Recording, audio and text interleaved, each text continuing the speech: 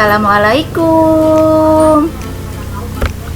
Apa kabar anak-anak? Semoga selalu sehat dan tetap semangat. Jangan lupa ya untuk selalu jaga kesehatan. Ingat, memakai masker, jaga jarak, dan cuci tangan. Nah anak-anak, hari ini kita akan belajar tentang tema 3 benda di sekitarku. Subtema 3 perubahan wujud benda, pembelajaran yang kelima. Baiklah, sebelum kita mulai pembelajaran, mari kita berdoa terlebih dahulu. Berdoa dimulai. A'udzu billahi minasyaitonir rajim. Bismillahirrahmanirrahim. Raditu billahi rabba wa bil islami dina wa bi muhammadin nabiyya wa rasula. Rabbi zidni ilman warzuqni fahman. Amin ya rabbal alamin.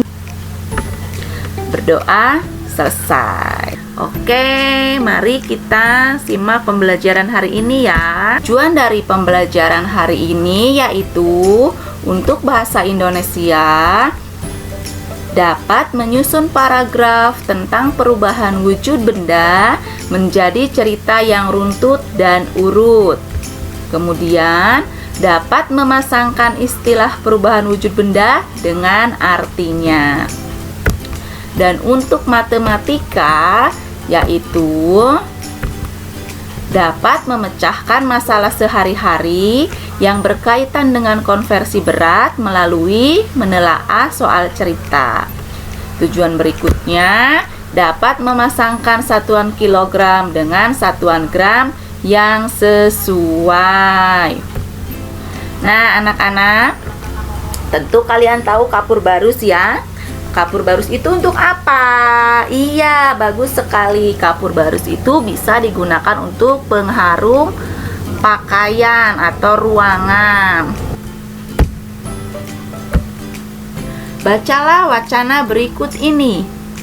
Baca paragraf demi paragraf.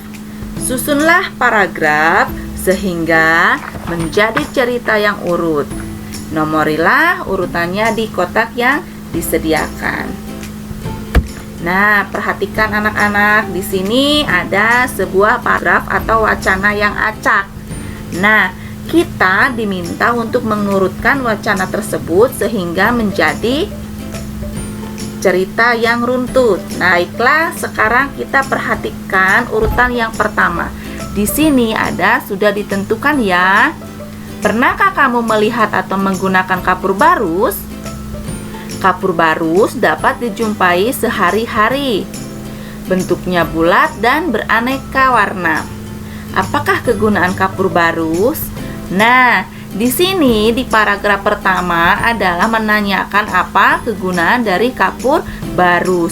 Maka tugas kalian adalah coba nanti kita baca dari paragraf ini, kira-kira paragraf bagian mana yang menunjukkan tentang kegunaan kapur barus. Kita coba dari paragraf yang pertama ya.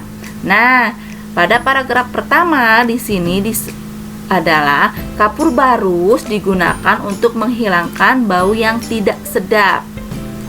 Biasanya diletakkan di lemari di sela-sela pakaian atau di kamar mandi.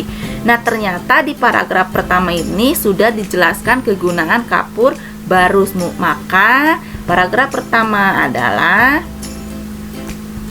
urutan kedua. Betul sekali. Nah, di sini dijelaskan bahwa kapur barus itu digunakan di lemari di sela-sela pakaian. Nah, kira-kira ketika kapur barus diletakkan ini apa yang akan terjadi? Di sini coba kita lihat lagi paragraf berikutnya.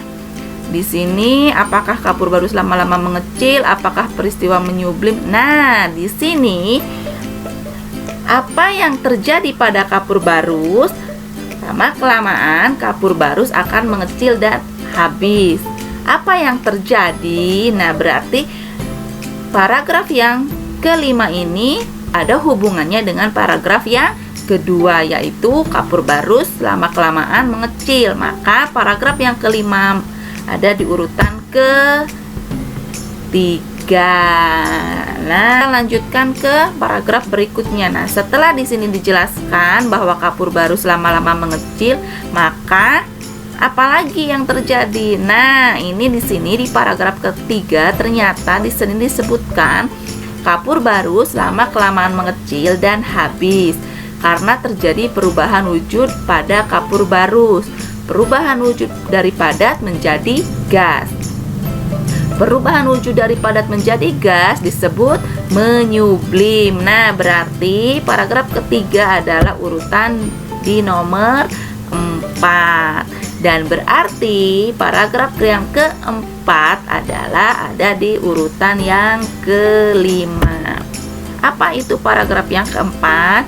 Yaitu peristiwa menyublim mengakibatkan kapur barus mengecil dan habis. Ketika kapur barus berubah wujud menjadi gas, tercium bau wangi di udara. Nah, ini urutan dari paragraf acak ya. Coba sekarang kita baca paragraf ini dari urutan yang pertama sampai dengan urutan yang terakhir. Pernahkah kamu melihat atau menggunakan kapur barus? Kapur barus dapat dijumpai sehari-hari. Bentuknya bulat dan beraneka warna. Apakah kegunaan kapur barus? Kapur barus digunakan untuk menghilangkan bau yang tidak sedap. Biasanya diletakkan di lemari, di sela-sela pakaian, atau di kamar mandi. Apa yang terjadi pada kapur barus? Lama-kelamaan kapur barus akan mengecil dan habis. Apa yang terjadi? Nah, kapur barus lama-kelamaan mengecil dan habis karena terjadi perubahan wujud pada kapur barus. Perubahan wujud dari padat menjadi gas. Perubahan wujud dari padat menjadi gas disebut menyublim. Peristiwa menyublim mengakibatkan kapur barus mengecil dan habis. Ketika kapur barus berubah wujud menjadi gas, maka akan tercium bau wangi di udara. Nah, berdasarkan paragraf tersebut, kita menemukan kembali perubahan wujud benda. Pada pembelajaran kemarin kita mempelajari tentang mencair, membeku, menguap. Nah, sekarang kita menemukan lagi yaitu menyublim. Menyublim adalah peristiwa perubahan wujud zat dari padat menjadi gas. Contoh peristiwa menyublim antara lain yaitu tadi sudah disebutkan bahwa kapur barus yang diletakkan di dalam lemari lama-kelamaan akan habis. Dan yang kedua, es kering yang dibiarkan di tempat terbuka akan habis menjadi gas.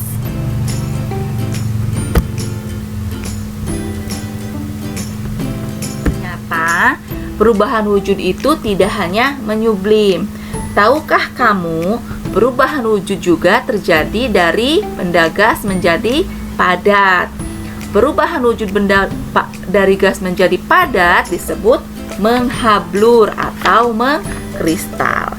Jika kita tinggal di negara 4 musim, maka akan melihat embun beku di pagi hari di musim dingin. Embun beku tersebut seperti kristal es yang menempel pada tanaman. Hal ini terjadi karena uap air di udara yang berwujud gas berubah menjadi padat. Nah, namun sayangnya di negara kita ini hanya ada 2 musim, yaitu musim hujan dan musim kemarau. Jadi di sini kita tidak bisa melihat salju. Selain perubahan wujud yang sudah dijelaskan tadi, kita juga pernah mempelajari tentang perubahan wujud benda yang lain. Perubahan wujud benda padat, cair, dan gas, yaitu ada membeku, ada mencair, ada mengembun, ada menguap, mengkristal, dan menyublim. Nah, sekarang mari kita pasangkan istilah perubahan wujud dengan artinya. Di sini ada mencair, membeku, menguap, mengembun, dan menyublim. Kita akan cari tahu arti dari mencair itu apa, membeku apa, menguap apa, dan mengembun apa, menyublim juga apa. Nah, sekarang mencair. Mencair adalah perubahan wujud dari mencair adalah perubahan wujud dari padat menjadi cair. Contohnya adalah es krim yang dipanaskan atau mentega yang dipanaskan, coklat juga bisa. Nah, sekarang membeku. Membeku itu apa? Iya, pinter sekali. Membeku adalah perubahan wujud cair menjadi padat. Misalkan air yang dimasukkan ke freezer lama-lama akan menjadi es.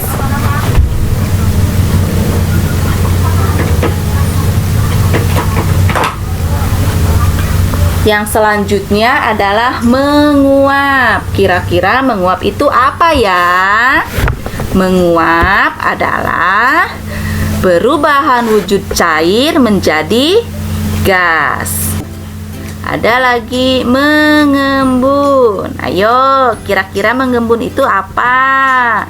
Iya, pinter sekali. Mengembun adalah perubahan wujud gas menjadi cair.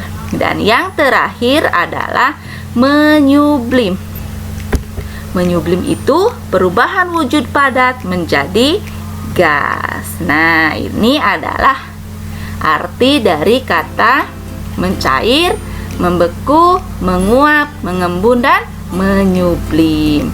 Nanti kalian bisa mencari contohnya ya. Perubahan wujud benda yang terjadi merupakan perubahan alami di sekitarmu. Hal ini merupakan karunia Tuhan yang Maha Kuasa yang harus disyukuri. Sifat perubahan wujud dapat dimanfaatkan untuk menghasilkan produk makanan dan minuman. Contohnya adalah es krim. Es krim merupakan perubahan wujud benda cair menjadi benda padat. Nah, es krim juga bisa meleleh jika dipanaskan. Sekarang, coba kalian kerjakan bersama kelompokmu. Pilih satu produk makanan atau minuman yang pembuatannya mengalami perubahan wujud. Nah, ikuti langkah-langkah berikut. Yang pertama adalah bentuklah kelompok yang terdiri atas 3 orang siswa. Kemudian, bagilah tugas tiap-tiap anggota kelompok. Tuliskan di kotak yang tersedia. Ini kotaknya. Nah, kemudian tentukan jenis makanan atau minuman yang akan diteliti. Kemudian contohnya di sini nama Melan, Eldes, dan Fajri.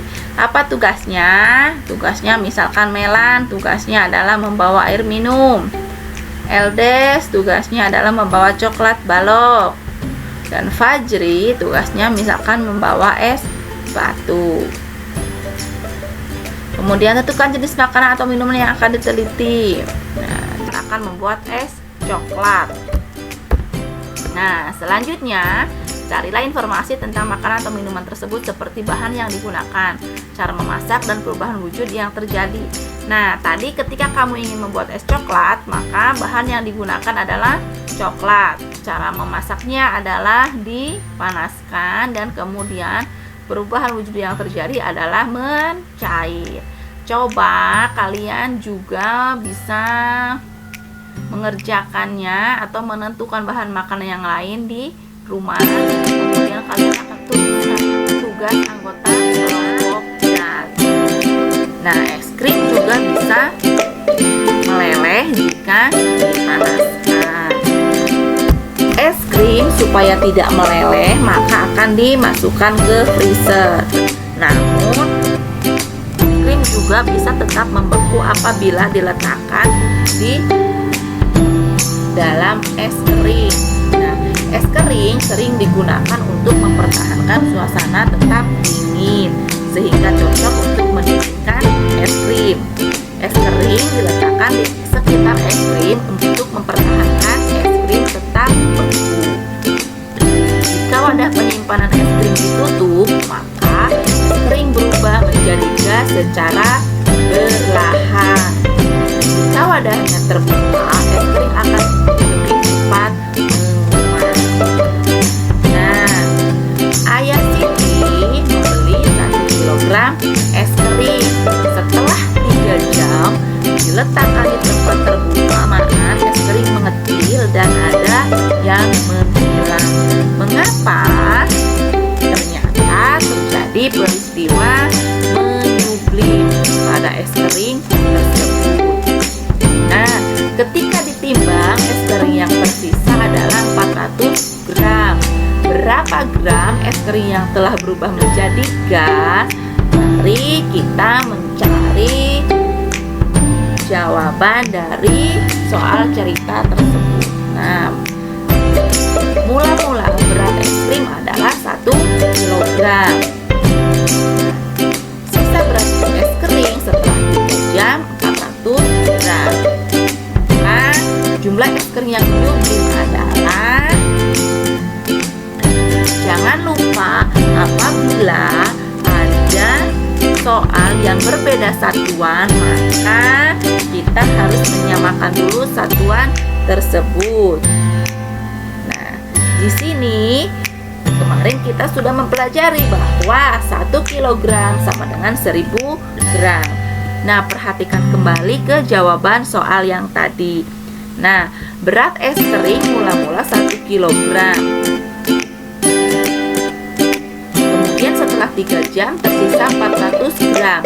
Berarti es krim tersebut mengalami pengurangan. Nah, di sini 1 kilogram dikurangi 400 gram.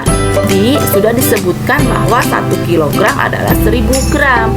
Maka di sini 1 kilogram sama dengan 1000 gram dikurangi 400 gram. Berapa? Iya, pinter sekali, yaitu 600 gram. Jadi, es kering yang berubah menjadi gas adalah 600 gram. Sekarang, mari kita berlatih untuk menyamakan satuan kilogram ke gram. Pasangkan kilogram dengan satuan gram yang sesuai. Di sini ada beberapa soal ya. Mari kita pasangkan soal tersebut dengan satuan yang sesuai. Yang pertama adalah 3230 gram. Kira-kira berapa kilogram ya? 3230 gram itu kita uraikan dulu. 3000 gram ditambah 230 gram. Berapa gram?